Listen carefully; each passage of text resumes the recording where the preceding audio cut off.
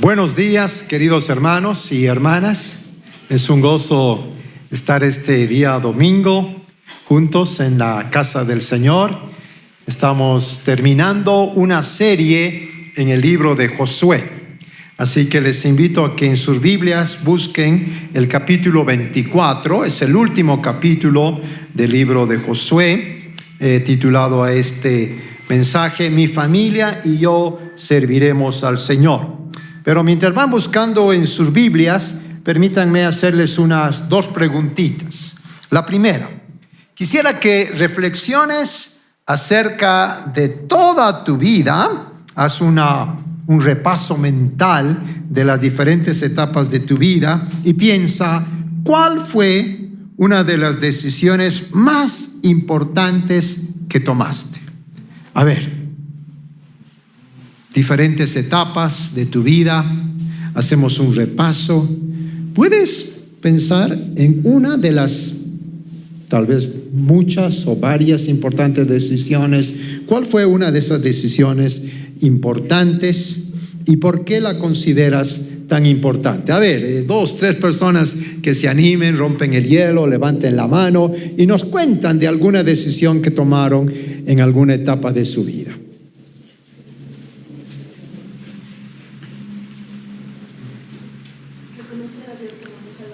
Muy bien, reconocer a Dios como tu Salvador. ¿Recuerdas cuándo tomaste esa decisión?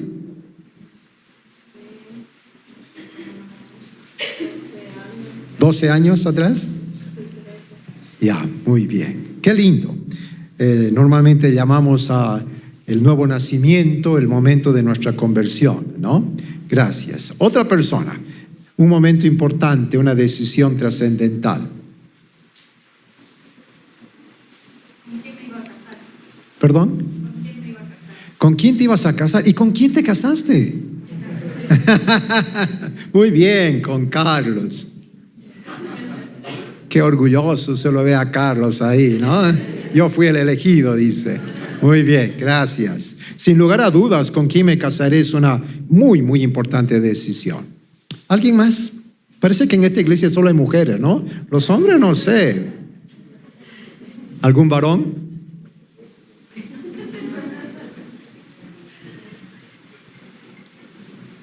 Hay un varón. Cambiar de trabajo. ¿Para mal o para bien fue? Para bien. Excelente. Muy bien. Así es. Hay decisiones. Déjame preguntarte, ¿por qué fue tan importante esa decisión? Porque yo he dejado mi trabajo en Sudáfrica y he ido a Inglaterra y trabajar allí. Este era un cambio en mi vida muy importante. De Sudáfrica a Inglaterra. ¿Y en qué momento llegó a Bolivia? El regreso de Inglaterra. ¿Cómo será ese vuelo que de Inglaterra pasó por Bolivia para ir a Sudáfrica, no? Muy bien, muy bien. Sí, son etapas, son decisiones importantes. Sin lugar a dudas, cuando uno hace una revisión de la vida, los psicólogos usamos una herramienta que se llama la línea de vida. Y le pedimos al paciente, en una hoja, haz una raya y marca los momentos más importantes. Obviamente con el nacimiento, y después uno puede marcar, como en el caso de Eugene, un viaje, una etapa en Inglaterra, una etapa en Sudáfrica, en Bolivia, y puedes ir marcando la fecha del matrimonio, el nacimiento del primer hijo, y momentos trascendentales, un cambio de trabajo, etcétera, etcétera. Y uno puede ir viendo en una sola hoja cómo uno interpreta su propia vida. Y al hacer eso nos damos cuenta de algo. Las decisiones que tomamos, para bien o para mal, influyen muchísimo. Esas decisiones marcan mucho. Y el texto que queremos estudiar esta mañana habla de decisiones y decisiones que trascienden. Pero vamos a empezar viendo el contexto. El contexto del capítulo 24, en el 23, uno dice, mucho tiempo después de que el Señor le diera a Israel paz con sus enemigos cananeos, Josué ya anciano y cansado. Así que estamos terminando una serie en el personaje de Josué, y ahora vemos que está cansado, es un anciano. Investigué un poco y se calcula que más o menos estaba de 110 años. Realmente viejito, ¿no? ¿Cómo se hace el cálculo? Bueno, se calcula que cuando enviaron a los espías, probablemente tenía 20 años. ¿Cuánto tiempo estuvieron en el desierto vagando? 40. Así que ya es 60. Así que se calcula que tal vez han pasado 50 años entre el momento que él asume el liderazgo con la muerte de Moisés y ahora el texto. Miren el 24-29 dice: tiempo después murió Josué, hijo de Nun, siervo del Señor. ¿A qué edad? A la edad de 110 años. Así que todo el libro de Josué más o menos nos describe un periodo de 50 años en su vida. Desde que tiene 60, asume el liderazgo, fallece a los 110. Tratemos de imaginar cómo habrá sido para los judíos en esa época reconocer que su líder, han pasado 50 años, Dios lo usó para conquistar la tierra prometida. Dice el verso que habían pasado muchos años de paz, que bueno, no había más guerra, y el líder está cansado, tiene 110 años. Seguramente se están preguntando, ¿qué va a pasar cuando muera Josué? Ahí no había elecciones para votar por el nuevo líder. La gran pregunta es, ¿quién nos va a liderar? Así que en ese contexto llegamos al 24:1 y vamos leyendo. Para mí, el 24:1 le puse de título Los oyentes del discurso de despedida. Miren lo que dice el verso 1. Josué reunió a todas las tribus de Israel en Siquem. Allí convocó a todos los jefes, líderes, jueces y oficiales del pueblo.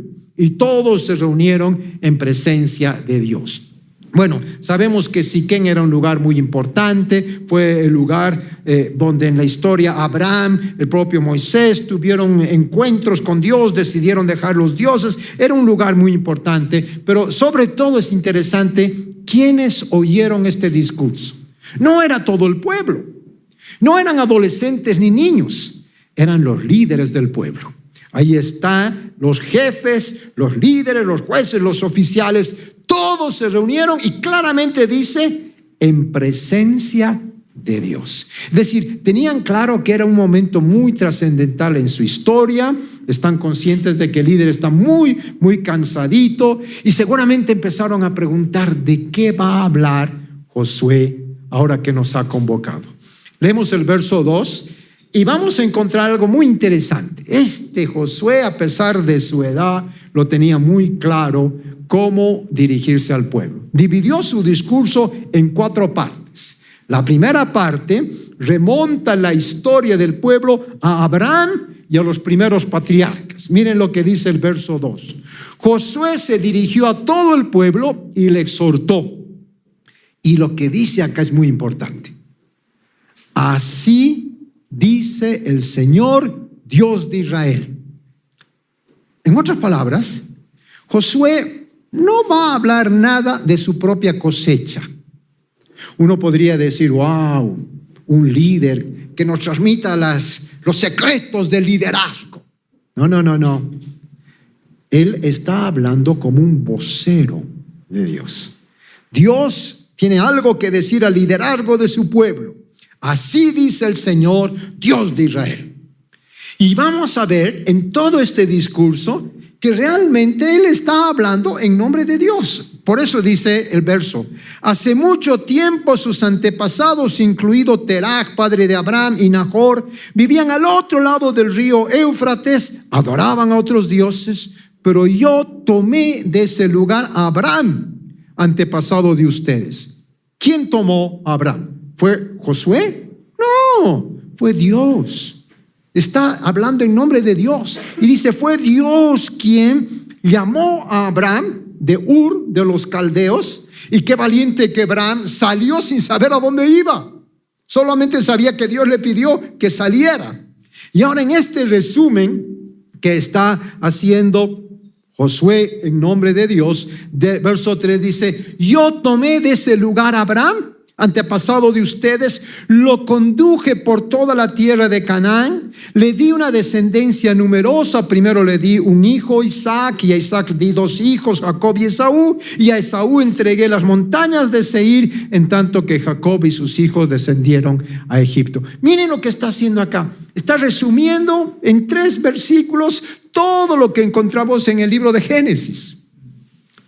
Les cuento que este año tomé la decisión de volver a leer toda la Biblia en un año. Así que estoy leyendo en un programa, leo 3, 4 capítulos diarios. Y cuando he estado leyendo nuevamente Génesis, Éxodo, qué deleite ha sido volver a encontrarme con estas historias y descubrir lo que aquí está sintetizando de una manera tan apretada en Génesis se explaya.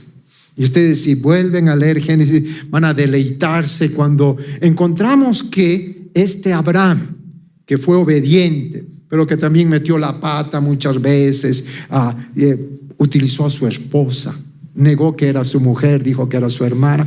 Terribles cosas suceden ahí, pero es el mismo Abraham que después está dispuesto a obedecer y sacrificar a su hijo. Hermoso el relato, pero ahora se nos dice rápidamente que los descendientes de este Abraham terminaron en Egipto. Estamos hablando de José, ¿no? Y todo lo que ha sucedido. Es un resumen muy apretado. Josué, 110 años, cansadito. No sé si tuvieron que colocarle una silla para que hable desde ahí, pero todos los líderes están atentos. ¿Qué nos va a decir nuestro líder? Y empieza contándole la historia desde los patriarcas. Y en este verso 4, termina en Egipto. Así que veamos la segunda parte de su discurso. Les va a hablar de Moisés y de Aarón. Verso 5.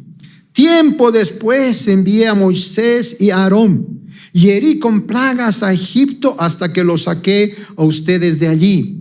Cuando saqué de ese país a sus antepasados, ustedes llegaron al Mar Rojo. Los egipcios los persiguieron con sus carros de guerra y su caballería. Sus antepasados clamaron al Señor y Él interpuso oscuridad entre ellos y los egipcios. El Señor hizo que el mar cayera sobre estos y los cubriera. Ustedes fueron testigos de lo que hice a los egipcios. Y después de esto sus antepasados vivieron en el desierto durante mucho tiempo. Ahora, noten algo muy interesante.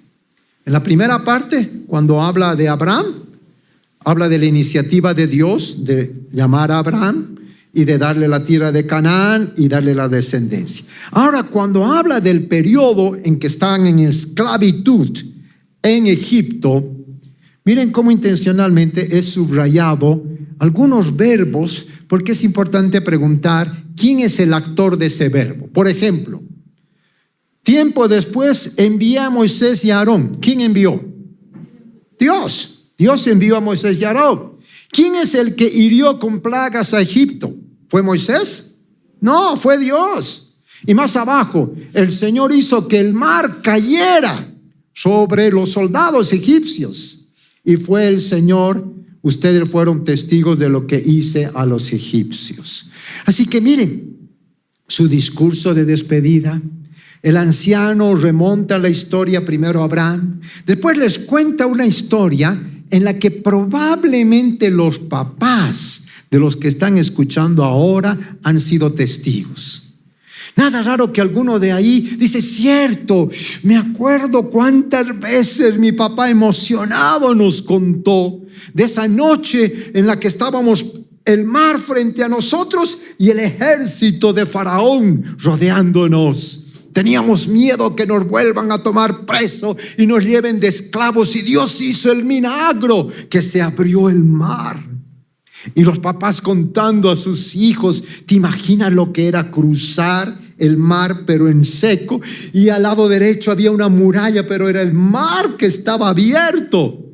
Y no solo eso, cuando logramos cruzar, las carrozas de Faraón estaban detrás nuestro. El miedo que sentíamos de que nos tomen ahí en medio del mar.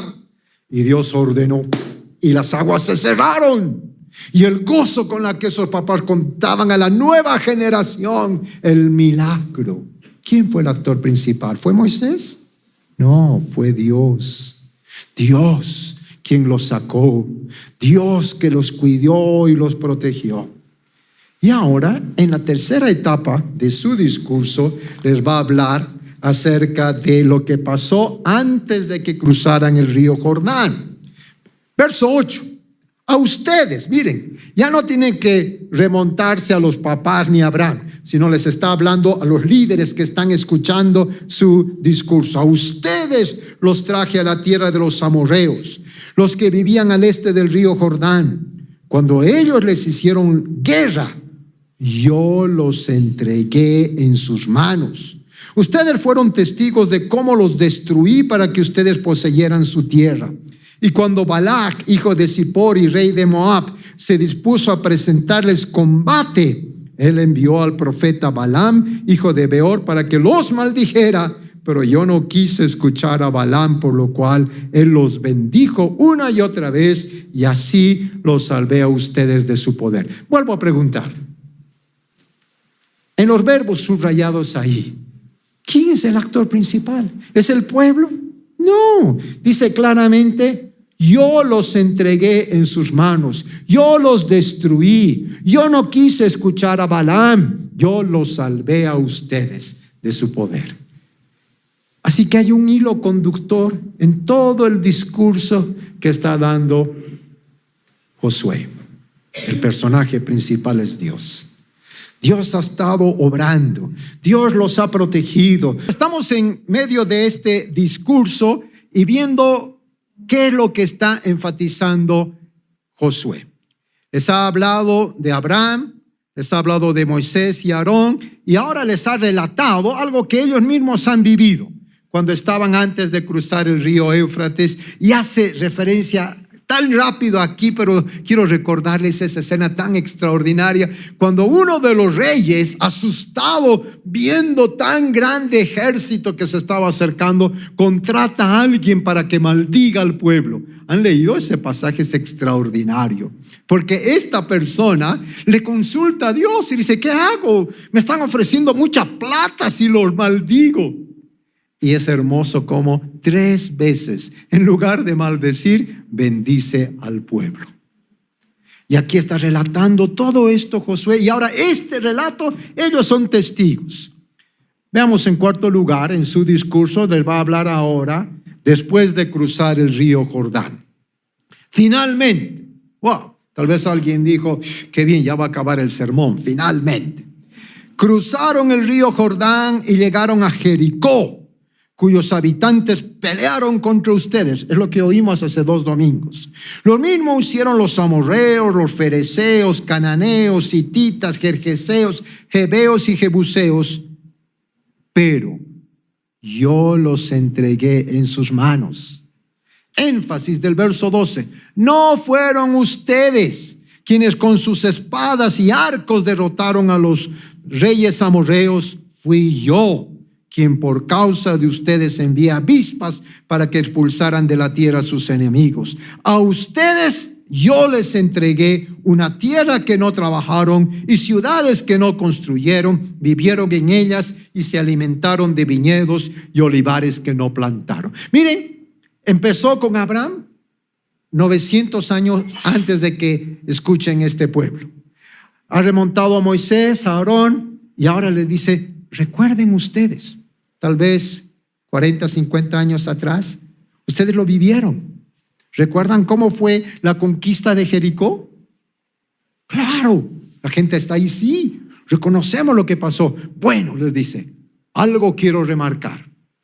Tal vez alguno de ustedes dirá, tuvimos un ejército extraordinario.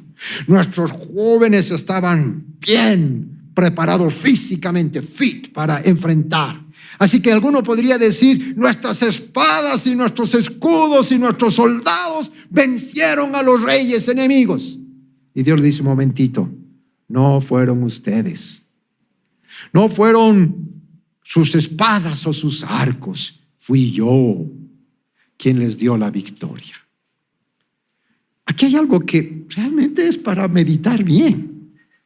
Porque por un lado, de pronto algún joven soldado hecho el muy espiritual diría, ya que Dios va a luchar por nosotros, ya que es el Jehová de los ejércitos, yo me duermo en mi carpa y que Dios nos defienda. ¿Podría ser? Bueno, sería un grave error, porque ellos tuvieron que pelear. Entonces el otro error sería decir, vencimos porque nosotros somos muy buenos.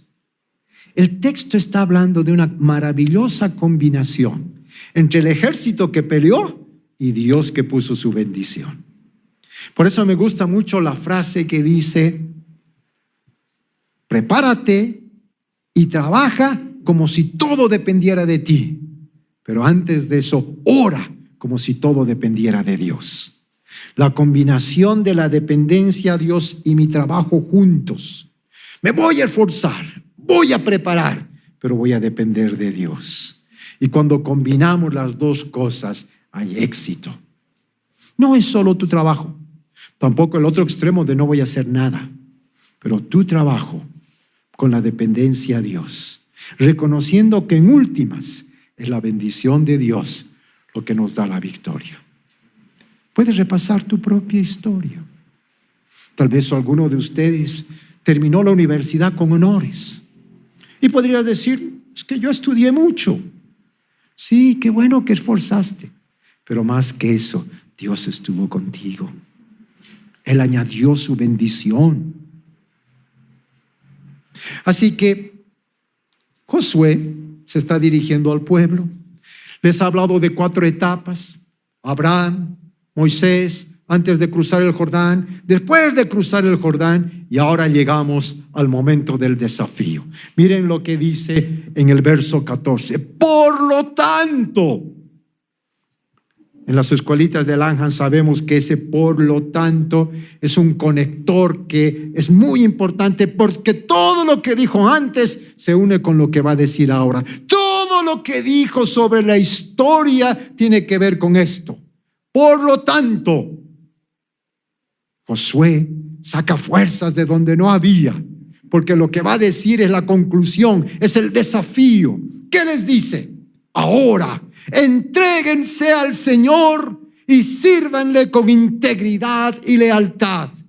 Desháganse de los dioses que sus antepasados adoraron al otro lado del río Éufrates y en Egipto, y sirvan solo al Señor. Ahí está. Ha llegado el momento del clímax y tiene 3 cosas que decirle al pueblo. Después de haber repasado toda la historia y después de haber visto que Dios es el actor principal que los ha protegido, les ha cuidado, les ha dado la victoria, ahora les dice, es el momento de la acción.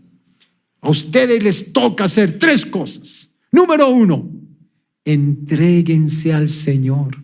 Hace un juego de palabras hermoso, porque varias veces en su discurso les dijo, Dios les entregó. Dios les entregó la libertad. Dios les entregó la victoria. Dios les dio descendencia. Dios les entregó. Ahora es tiempo de que ustedes entreguen a Dios en gratitud a lo que Él ha hecho. Dios fue generoso y ahora Él espera. Entréguense al Señor.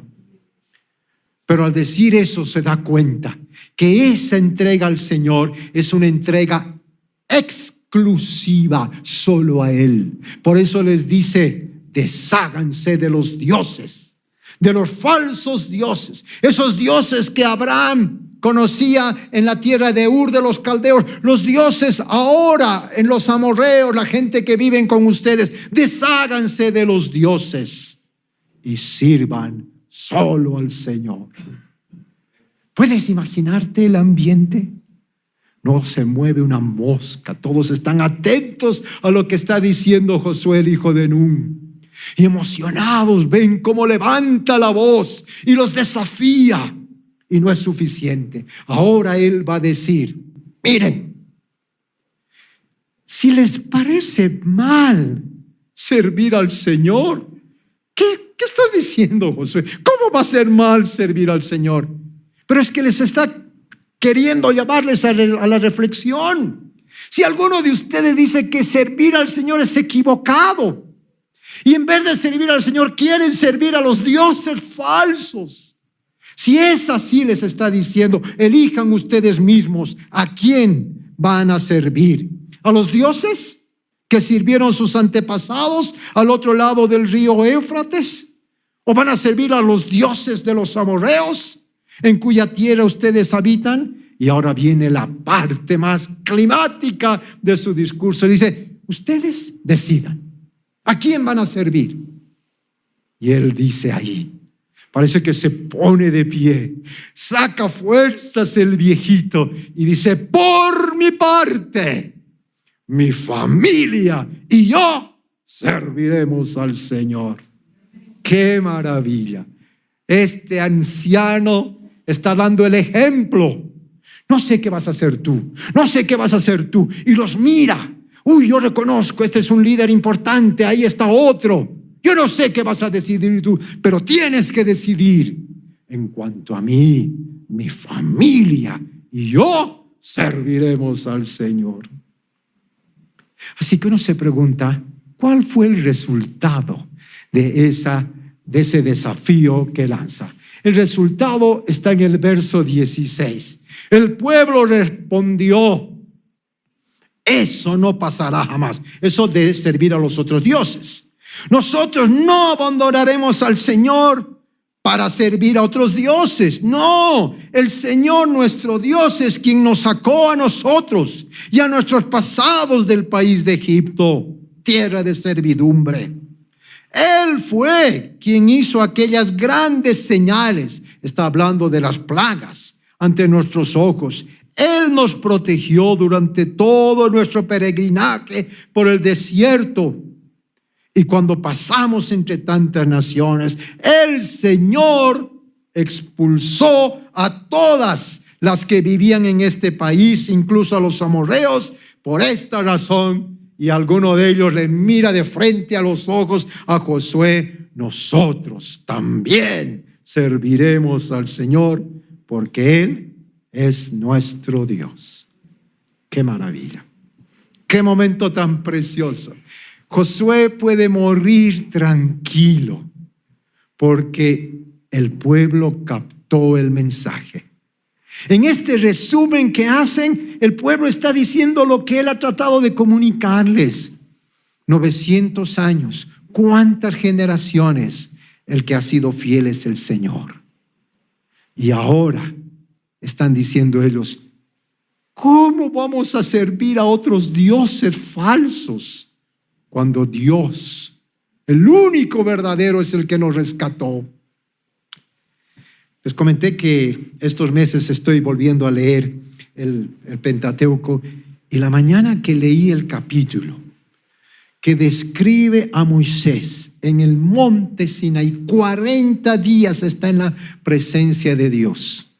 Dice que cuando Moisés bajaba de la montaña de estar en la presencia de Dios, su rostro brillaba. Y la gente tenía que taparse los ojos, tenían que ponerle un velo, porque el rostro de Moisés se transformaba en la presencia. Moisés está en el monte. Dios le está entregando las 2 tablas de la ley. ¿Qué está haciendo el pueblo? Le piden a Aarón, haznos un becerro. Y adoraron a ese becerro. Y cuando leí, no podía creer.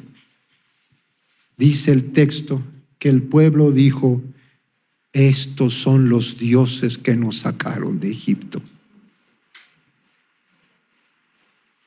¿Cómo? ¿No fue Dios, Jehová de los ejércitos, que los sacó de Egipto? Y ahora ellos están diciendo, este becerro es el que nos sacó de Egipto.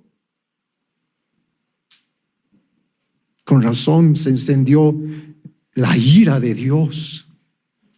Y un comentarista dice, era el pecado del sincretismo, porque estaban diciendo, estos dioses becerro y Jehová nos sacaron, mezclaron, contaminaron la santidad de Dios con ese becerro hecho de manos.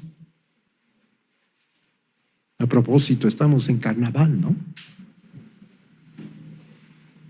Hermano, no mezclemos la Pachamama con el Dios verdadero.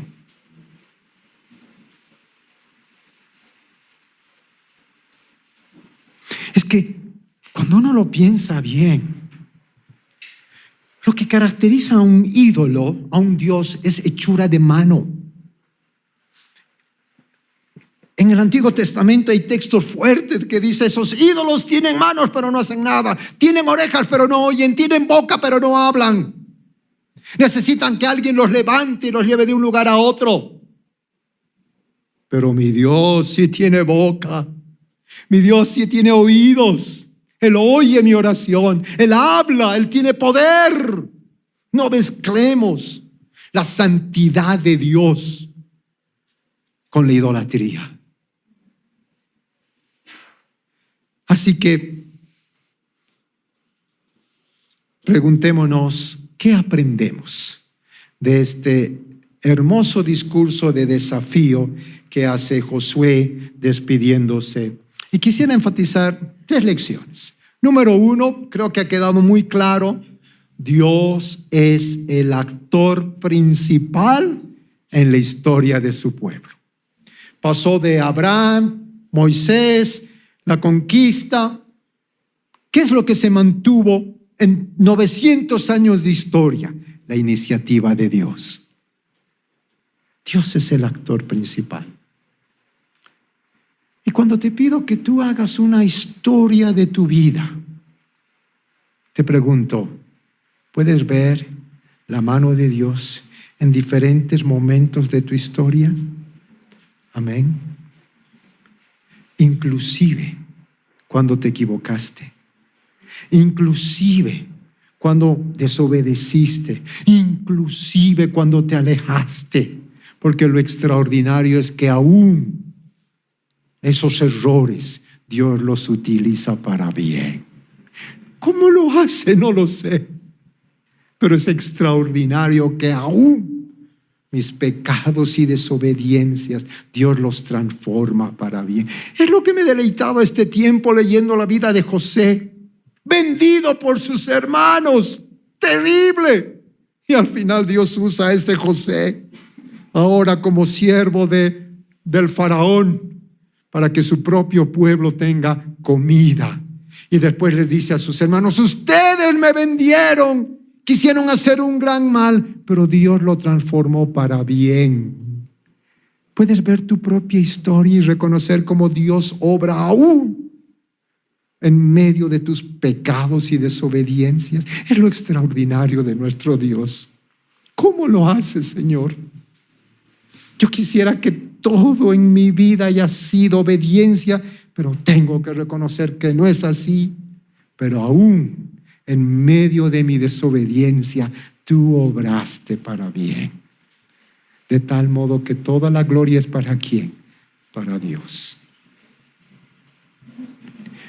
Segunda conclusión: el pueblo todo lo recibió.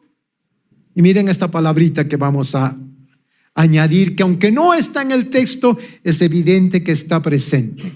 Todo fue por gracia. Gracia es el regalo inmerecido, es la iniciativa de Dios que generosamente lo da.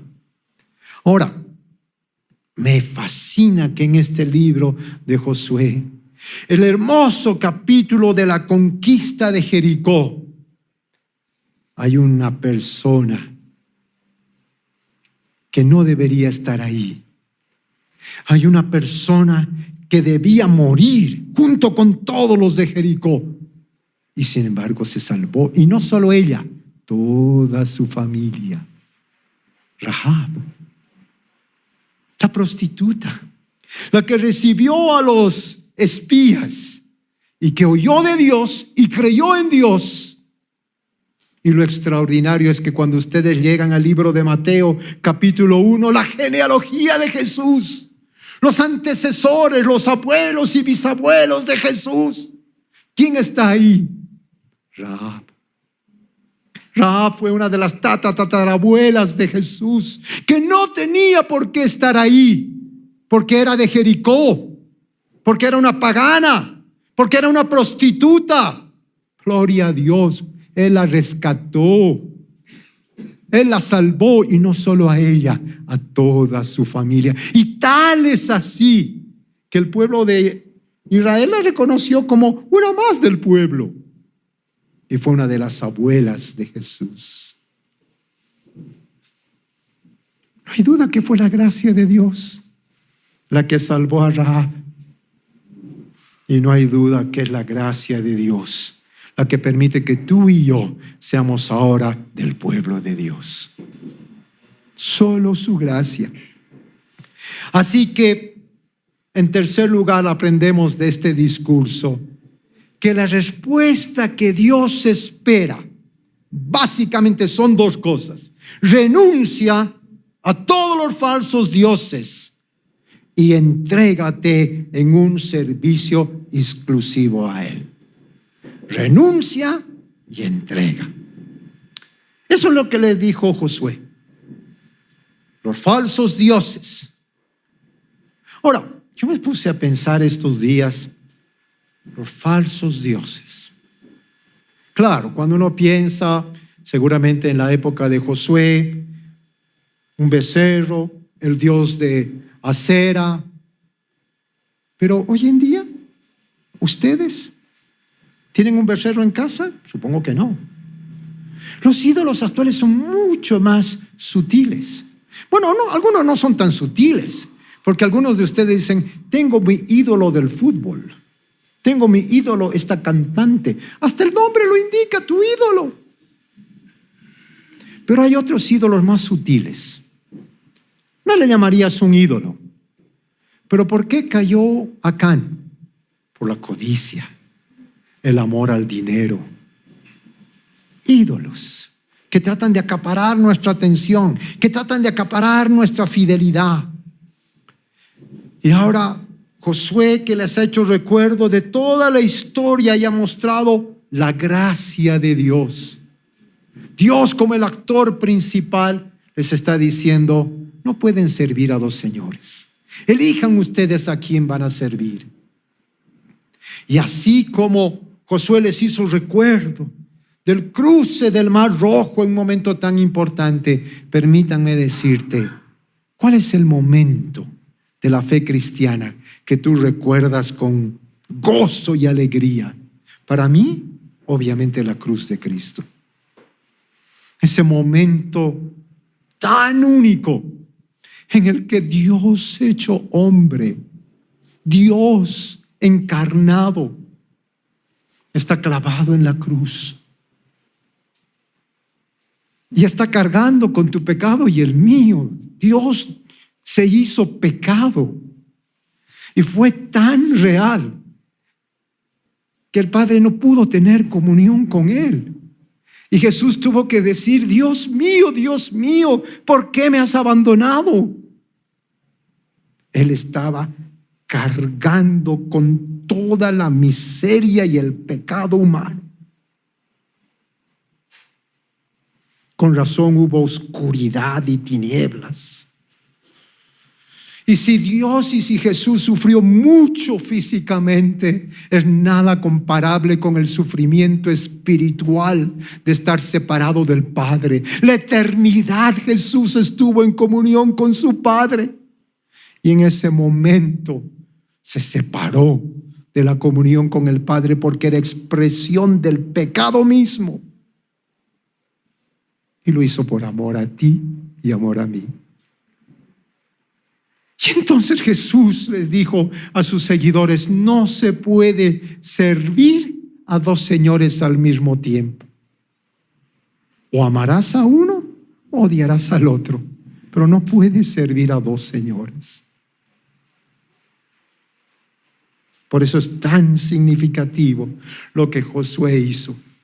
Yo no sé ustedes, pero yo, mi familia y yo serviremos al Señor. ¿Cuál es tu decisión esta mañana, querido hermano? Esto implica que hagas discernimiento de los dioses sutiles que están tratando de acapararte. Discierne y toma una decisión esta mañana. Y lo hermoso que quiero decirte es, la decisión que tomes no solamente va a trascenderte a ti, sino a las próximas generaciones.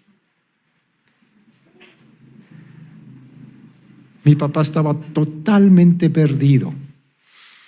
En una etapa de su vida se metió en ocultismo, en espiritismo, estaba perdido.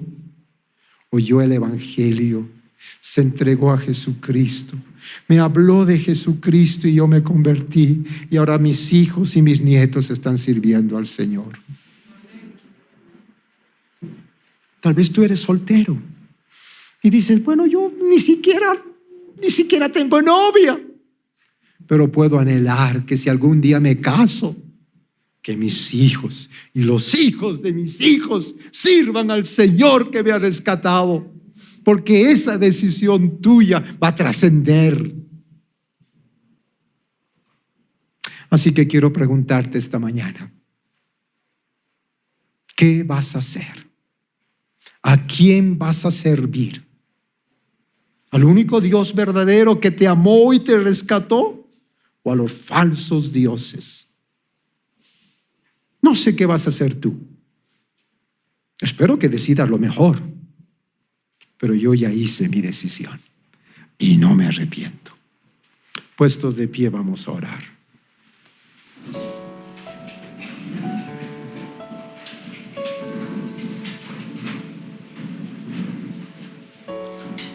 Inclina tu rostro, vamos a reflexionar en lo que hemos escuchado esta mañana. Empecé animándoles a pensar en su vida y a reflexionar la trascendencia de las decisiones. Esta es una mañana de decisión también.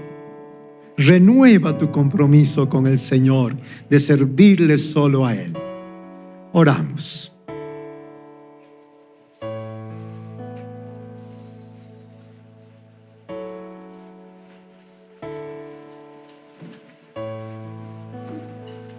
Señor Jesús,